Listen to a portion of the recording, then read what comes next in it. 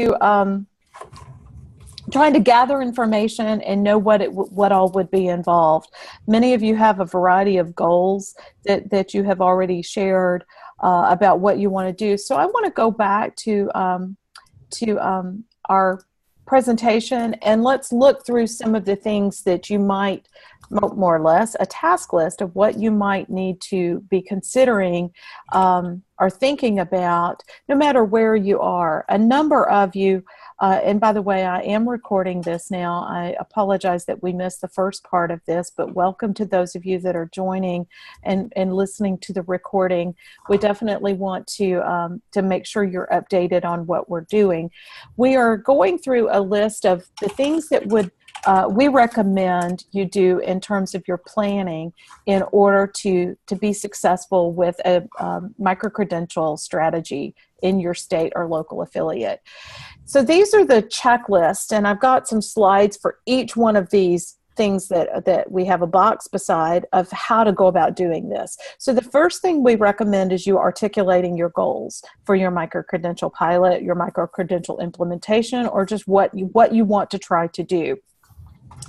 Rather than trying to retrofit 5 micro-credentials that look fantastic, really start with that goal plan. We'll talk about this in a second. And then you'll begin to decide on your playlist.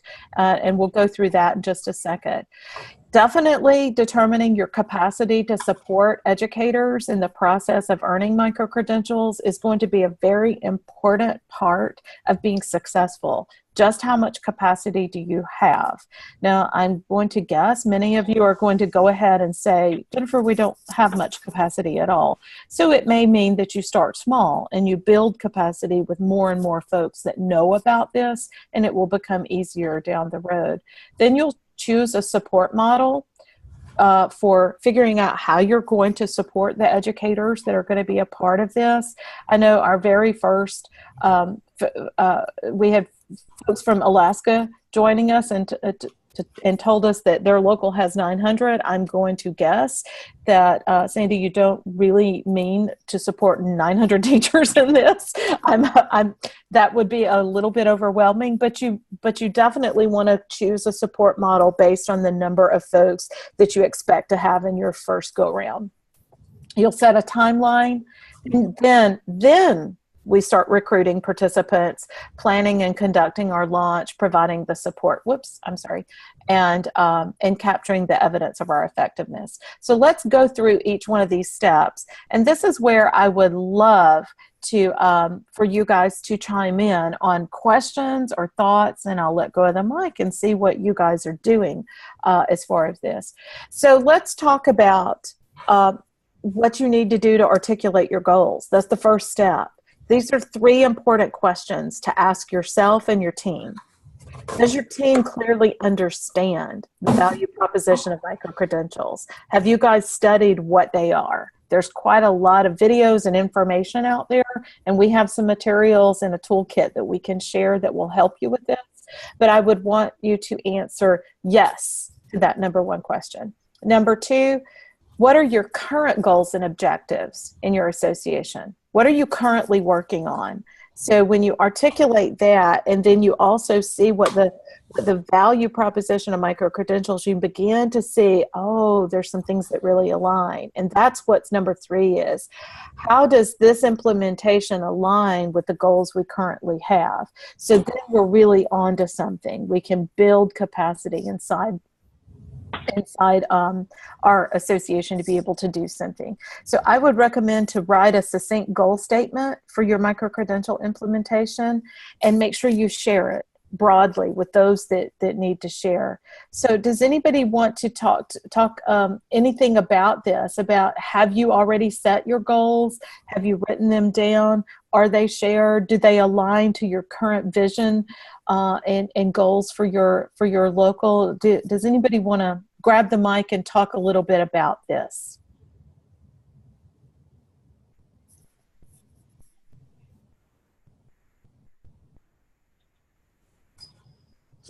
Don't be shy. Good morning. We don't necessarily know too much about what we're doing, but Cheryl and I were just talking about how we're excited to have these slides because this is where we were stuck. There was a lot of talk about it and people were excited about it, but we had no idea in our minds where to start or what to do. So this is great because we could go over this stuff with a local board and come up with a goal statement and then be able to figure out who we want to target to be able to implement this. So I know we appreciate these slides right here. We'll use them for sure. Awesome. Well, we'll definitely make sure you have those. I have a question. My friends from Utah, are you working with Sarah Jones and Kim Irvine on any of your work with micro-credentials?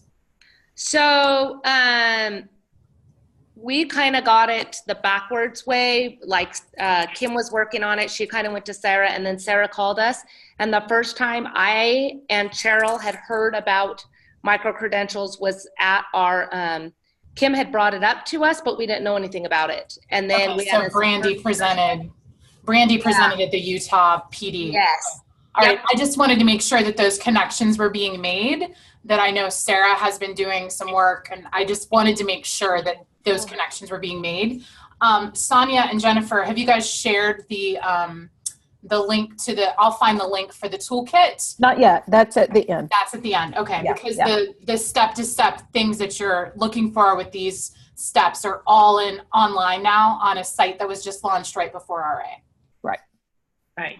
Awesome. And I definitely would recommend, as part of this articulating goal step and really getting yourself started, making sure you make all those phone calls, make your list of all the names of the folks, both inside your particular circle and beyond that, to see just where everyone is, and to make sure that that all the folks are included in the conversations at the levels that need to be. So that definitely is a part of this. I don't want to belabor any one of these too much, but I will definitely say once you have articulated goals, you can really begin to look inside the certification bank's the playlist and begin to create that. And the NEA.certificationbank.com is definitely your place to go to be able to find the stacks that will suit you, or you may make them available by allowing folks to go in and choose any of those, because there's quite a lot. It can be easy to get lost in the how many choices are available and how many different stacks. So you can use all available micro-credentials, you can choose particular stacks, or you can customize your own playlist with particular micro-credentials in each of those areas.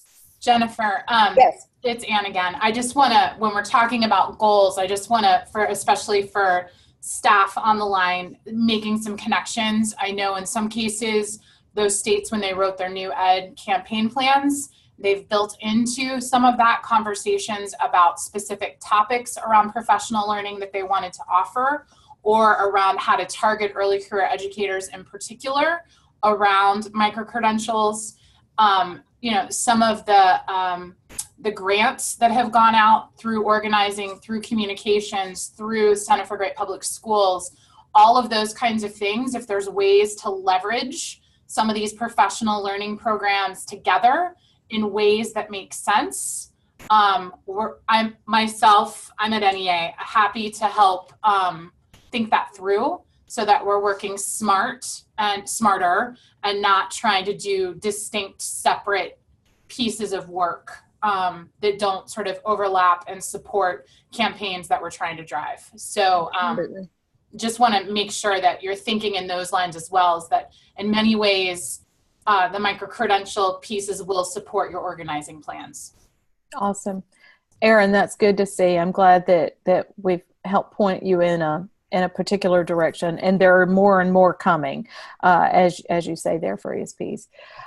So after getting to the place where you have your goals and you've aligned your playlists accordingly to meet all of those things that Anne was just talking about that have already been, the hard work's already gone on. You already have identified areas of focus. So, and your playlists or your groups of micro-credentials can definitely support that.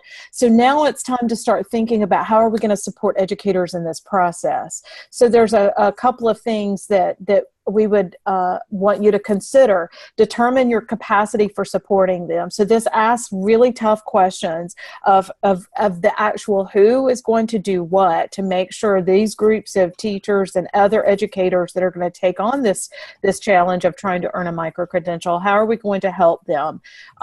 So who's available to facilitate the implementation and how many folks are needed? Do you have folks in your association in particular roles that are available? Who is where? What are the resources that you have available, both personnel and time? Do you have particular chunks of time already built into your schedule in places where you can use that time? So those become really important questions. A couple of other things in determining your model is choosing the kind of support model that fits the capacity you have and the number of teachers and other educators that are going to be working through micro-credentials. So here are a few questions to think through. How many staff members or other educators do you have available to provide support? Who are they? Identify them. Have you got commitments? Have you talked to them? Are they interested? Are they interested in doing something very low lift, being on call or an advisor, or they want to be more engaged and more involved? How familiar are they with the process? Do you need to start from scratch with what is a micro-credential? Or do they already know a little bit about it and they're ready to sort of dive in? So that will tell you just how much support they need. I'm going to guess, I'm just going to go ahead and guess, they probably know very little about them. So a baseline, be prepared for baseline, basic information. So a couple of sessions of just what they are and trying to choose one is definitely not a waste of time. So where are they? Physically, where are these educators? Are they all in some particular small area? Some of you may be serving an entire state and folks are really spread out. So you may need to utilize virtual tools and more than face-to-face, or you may need a combination of the two. So these are important things to consider. We got a couple of more, another slide of things to consider when you're planning your support model. How do you want to provide the support? Is it going to happen face-to-face? Do you want to do it weekly, bi-monthly, bi-weekly, emails, tips, and strategies? Do you want to meet physically that often, or maybe once a month, or just a couple of times throughout the process? Do you want to hold what we consider open office hours? These are virtual or face-to-face, where folks can, kind of like a help desk, where you have somebody with some experience or at least an understanding of the process to be available at particular times so they can come in and ask those questions. A session like Zoom, by providing links to everyone who is part of the process and say from this period, for these 2 hours, once a week or once every other week, you can drop in and ask your questions and get support in similar types of individual coaching sessions. You can also do individual coaching sessions one-on-one, phone, email, video conference, face-to-face, however those might be available, depending on how high the need is of where those educators are starting. Is there release time available for participants to prepare their submissions? And definitely, do you want to utilize NEA Ed communities and create an Ed communities, or tap into the ones that already exist around micro-credential support? There's a lot of different things to consider there. I've also worked with groups that have had what we call feedback parties, where closer to submission dates, groups of educators get together with their submission before they actually submit it and get feedback from one another, so that, just provide snacks or whatnot, and just allow all the folks that are going through help each other. So you become more of a facilitator than the actual coach, and you allow all of the ones that are submitting these to become the coaches for one another. The next recommendation is for you, after you decide your support model, these are the things we want to do. Now we need to set a timeline. So here are some things that you need to assign dates for. We need to decide when we're going to start recruiting. Time, dates, location. Are we doing recruiting events? Are we going to just send e-blasts, or how are we going to recruit? Then we definitely need to have a launch meeting. We need to have an official, okay, on your mark, get set, let's now go. And so we need some type of an event. Is it a virtual launch meeting? Is it a face-to-face launch meeting? Is a combination of both, so that you can make sure everyone who wants to participate has a chance to be involved. Setting that time, date, and location. You definitely want to survey your participants, because you need to provide some data and some proof of the effectiveness of this, so that you can continue to scale this and move this forward. You want to know what your members are saying about this experience, so you can report back to other members the value of it, because it can turn into a really giant thing if only you know the information and seek it out throughout the process, maybe before and at the end of their experience, and compare that data. You need to plan the dates and times for those coaching sessions and all those support pieces we talked about. And you probably would want to set a submission deadline. Now, you don't have to, because there is no deadline. They can do this at any time. But if you were providing support by having a deadline, it helps for you to target support, so you know when to be doing the activities to help support them.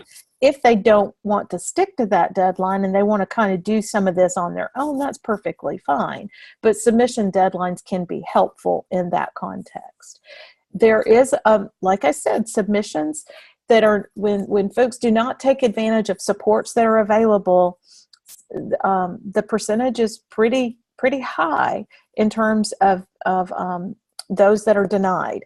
So knowing that, there can a lot of implementation supports are identify a resubmission window, so we can say, okay, let's take a look at what needs to be redone or fixed or improved, and then submit again. And then you definitely want to survey folks or have some kind of reflection meeting at the end. Whoops, I didn't mean to change slides. And then create some kind of takeaways or final report to let your members and others inside your association, and most definitely let NEA know how things are going and what you would like to see in addition to what's available, or what might be a preferred change, because they are constantly iterating on this process. They have already started rewriting some of the micro-credentials to make them more effective. Yes, you do. If you do not pass, the feedback is very specific, Erin. And you'll look, if you go to the certification bank and you start going through and you see where you submit, each section is separate. So the assessor of that micro-credential, if they find something that does not meet the requirement, they explain to that participant or that submitter why. They tell them specifically why this did not meet the guidelines that are identified there. And they don't go so far as to give them advice about resubmitting, but they do explain very clearly. You will see all of the micro-credentials have very specific rubrics that are tied to them. And so that feedback becomes really helpful for them to go back to make a resubmission. Great, thank you. The micro-credentials are not only member created, but they're also member assessed. Yes. So you have an excellent trained assessor that's a peer and an expert in that content that is actually reviewing the micro-credential submission. So they'll be very specific to help you. Yes. And that's so important for folks to know. And that's a bit of information to make sure you share, that these were created by members and they're assessed by members. And and it becomes extremely important, and not feel like you're sending it out to some sort of judgy vibe thing going on there. These micro-credentials that are on NEA's site right now, really members are the only ones that even know they're there, to be honest, Teresa. I mean, it's an open website, but unless you're pointed there, I don't think you would find them. So NEA is definitely making all sorts of efforts to make sure their members do know that they are there and available. Just a little bit more there. So we actually are implementing a promotional plan starting this summer.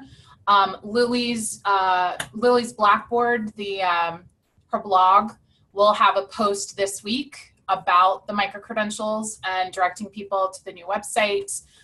We are doing a back-to-school push, and we'll be doing a more concerted effort around promotion. They are available right now for both members and non-members. We do actually have some non-members that are taking them, not a lot, but some, because some folks are using them as a recruitment tool for membership, as a benefit of membership. As NEA 360 is connected to this work, then we will be able to delineate between members and non-members, and therefore we will charge a fee for non-members to take the micro-credentials. And that we're not looking to make money. That's completely about breaking even, as we do pay assessors a small fee. Right, just to cover those costs. So that is definitely in the works and coming, to be able to differentiate that. And I'd just like to add that, there's a lot of good questions coming in in the chat box. So if you want to keep a copy of it, just go into the chat box, and there on the right-hand left part of the screen, there's a little word that says more, M-O-R-E, and you click that, and then save the chat at the end of the webinar to a drive that you want to be able to have, and you can refer to these things. You'll know who said what, and if you want to contact them, and just contact folks, you have that paper copy or that you can print out. Awesome. And that's a great way to save a lot of these links as well, just so that you don't have to jot them down or remember them.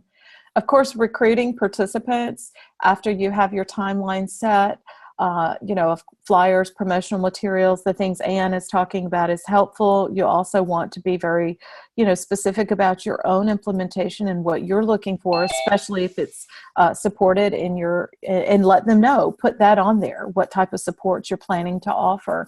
Advertise an informational meeting. That can be a really great recruiting tool, not a launch meeting, but just an information session about, hey, what are micro-credentials? What are available? Would you be interested? Do you have a friend you want to do this together? Instead of doing this alone, we're finding small groups, little PLCs that are created just for this work can be terrific. It also could be a terrific membership drive where we're working together to do this in little co-ops or cohorts could be an opportunity, and conduct those sessions.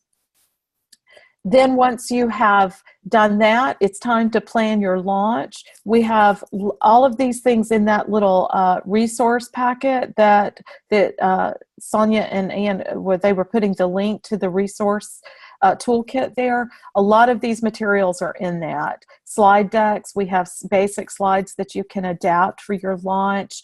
We'll definitely give you this slide deck so that this can be helpful in your planning team. And you want to be prepared. Share your vision for micro-credentials from both a state, local, and national perspective. Be honest. If you don't yet have things sort of settled in terms of university credit or licensure credit or any of those things, let them know what you're working toward and that you want them to be a part of that process. And the more folks you have that have earned micro-credentials, the more you have voices that can be part of the process of explaining really what the value can be.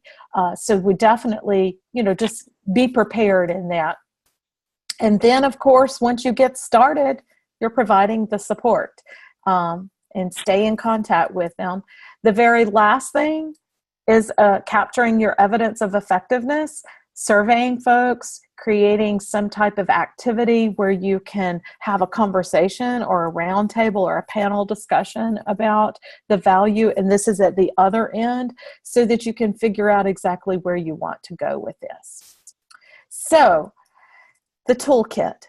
This is where we have information for you to help. Whoops, I just clicked right off of it. Information for you for to be able to plan. I also want to provide you, and I just put the link to this Google slide deck in the resources as well. So you have all the materials that you need to be able to move forward. Another one that I strongly recommend is for you to go on NEA 360 and make sure you are in the ed communities, which is called NEA Micro-Credentials in Education. It's the leaders group. Right. And there are lots and lots of others that have already been working that may be farther ahead than you, that would, you can find flyers that folks have used for recruitment, sample slide decks that others have already been using. They'll share with you, oh, don't try this. I tried it. It didn't work. Oh, try this. It did work. Lots of wisdom from folks that are part of that. Sonia, you have other, you want to tell them a little bit more about what you see coming in the ed communities groups throughout the fall. Well, I think we're going to be posting other, other types of materials, and also encourage everybody to join the Ed Community Leaders Group so that you can, contact people, and, we can, maybe have some meet, regularly as part of a implementation plan if folks are up to that.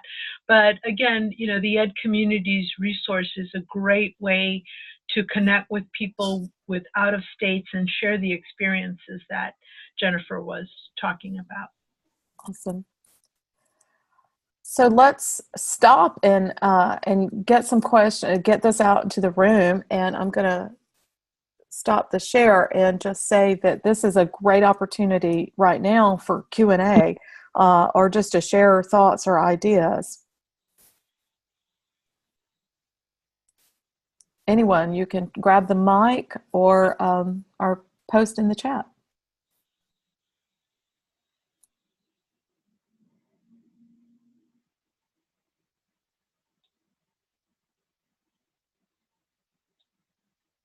Anybody want to share their concerns? Because I know you probably have some concerns. Is there some kind of barrier that you can anticipate or believe that might hinder your efforts? Because we can talk about that. My barrier in Arkansas is we will not be doing this at all until they are approved for professional development. That is per my president for our state affiliate, which is unfortunate because they can be used for other benefits besides professional development. But I am officially stopped until that happens.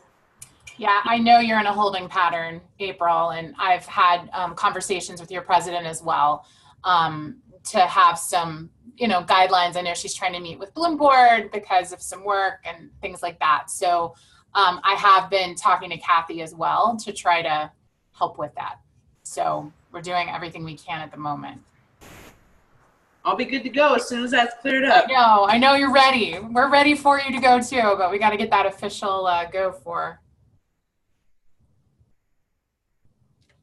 I think the plan that we had come up with, at least at the local level, seems to be exactly what the slideshow seemed to say would work. So we'll have an interest meeting. We'll see which of the topics people are most interested in doing, set up our PLCs. And so that way they have the support. We can print out the resources, and that would be something that they would do when they get together.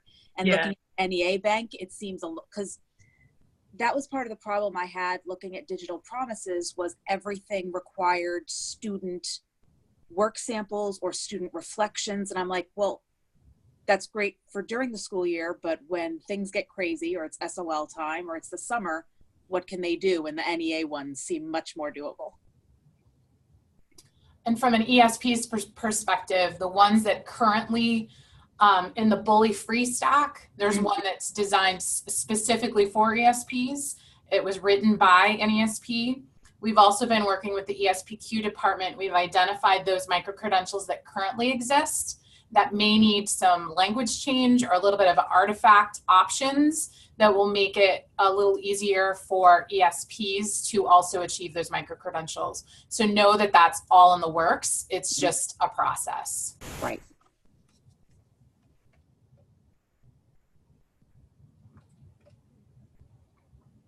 Others of you, you want to share with us a little bit about maybe what you would like to do next?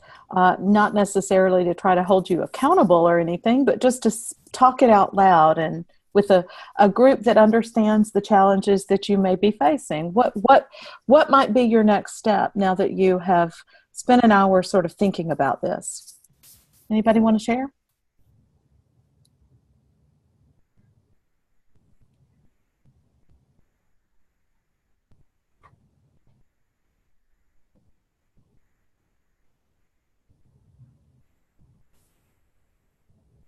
Okay, I have a question for you about the state level.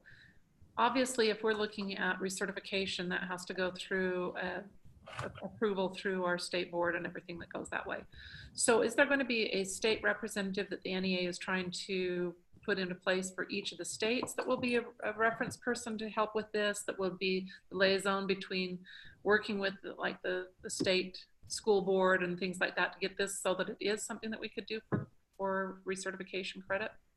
Will we get research? Not research, I mean for... She means credit to move on your license. Licensure credit, there we go. No, So no, micro-credentials are actually already allowed in regulation in Utah. They have not been widely used. I don't know if they're available for relicensure, but they are approved in Utah to be used. We can use them for relicensure. Cheryl's talking about lane change credit so that your salary moves, which the only thing that you can use for lane change right now is university credit. Yeah, so that would be a lobbying effort on the state affiliates' part. NEA is always willing. I mean, we support Sarah all the time on these licensure and certification battles, and I know that Utah has definitely been an interesting place recently when we talk about certification and relicensure. So Sarah is our main point of contact, and our department here has experts on licensure specifically, relicensure, and then the micro-credentials and how that can potentially fit. There are not a lot of states right now that are using micro-credentials for lane changes. I will tell you that Wisconsin has started doing some of that. Wisconsin has taken away you don't even have to take PD for relicensure anymore. It's a super special place.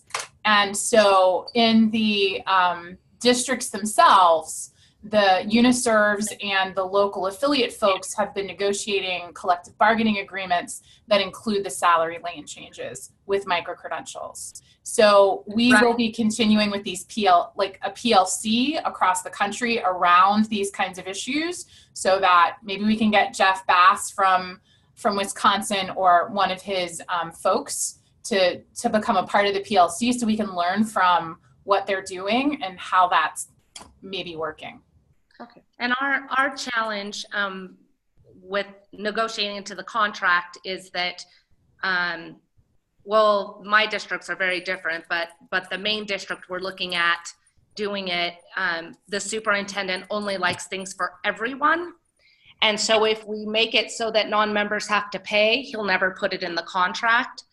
And, you know, that would be a hurdle we have to jump over. We tried to have some other things go to university credit so that, for example, our nurses who are under our contract could move lanes, because right now they struggle. And we got beat up so bad. Like the district is just, if it doesn't come out of a university, you will not get credit towards a lane change. And we worked on it for 2 years. And so that's my concern with the lane change credit. The licensure credit, not a problem. I mean, the association, we can award that.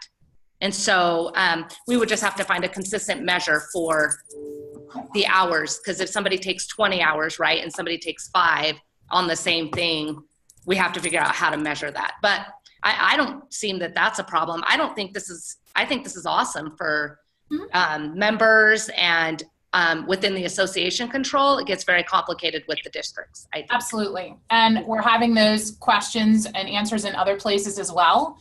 In North Dakota, University of North Dakota has actually approved all of the current micro-credentials for graduate credit. Oh, well, that's great. Right. So I don't know what reciprocity looks like with all the states, but that's just starting. I was just talking to Patty Barrett the other day about that. So we may be able to do cross-state reciprocity for graduate credit for some of these things. The other thing, I was going to say something else and it went out of my head. What has been fascinating is how different people figure it out, right? Like there's all these different ways that we don't think of until you're in the moment, and people are figuring it out in very different ways. In Louisiana, they're trying to figure out how to market them as a batch so that members and non-members don't pay, but there would be a flat rate to a district that would then allow everybody to access them for free. I haven't cracked that nut yet, but we're open to that. Like if we have ideas about how to work with districts in some ways, let's figure it out. We just don't have all the answers yet. Thank you.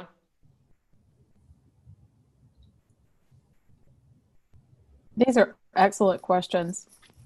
And definitely the value of this type of community coming together with these types of monthly or bi-monthly meetings, you can learn quite a lot about what's going on in other states that can help fuel the work that you're doing in your own state. Information and also contacts of who you can talk to specifically about what they're doing. I know what Ann was talking about. Patty's been working on that for months. Yeah, I mean, this is not something that just came up. She's been literally on the trail working on this for quite a long time. Most definitely, any of the ideas you have will definitely be served by more of your members earning micro-credentials and being able to voice the benefit. If they can voice and explain truly what the results are from earning that micro-credential in terms of the success that they're having, the polished skills and so on and so forth, just becomes really fuel to the fire of you being able to move that along that line. Other questions as we approach the end of our hour together, definitely want to make sure that